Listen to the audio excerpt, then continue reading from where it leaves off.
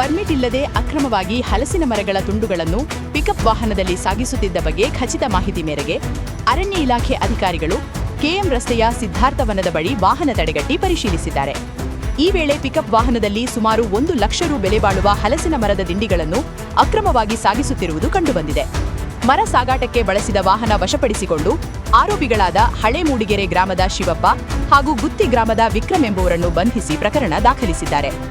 DCF Ramesh Babu, ACF Akarsh ಅವರ ಮಾರ್ಗದರ್ಶನದಲ್ಲಿ RFO Manjunath ಅವರ ನೇತೃತ್ವದಲ್ಲಿ ನಡೆಸಿದ ಕಾರ್ಯಾಚರಣೆಯಲ್ಲಿ ಡಿವೈಆರ್ಎಫ್ಒಗಳಾದ ಅಶ್ವಥ್, ಬಸವರಾಜ್ ಬಗಲಿ, ಬೀಟ್ ಫಾರೆಸ್ಟ್ಗಳಾದ ಪರಮೇಶ್, ಸುರೇಶ್, ವಾಚರ್ ಉದಯ್, ವಾಹನ ಚಾಲಕರಾದ ಸುಮಂತ್, ನವರಾಜ್ ಭಾಗವಹಿಸಿದರು.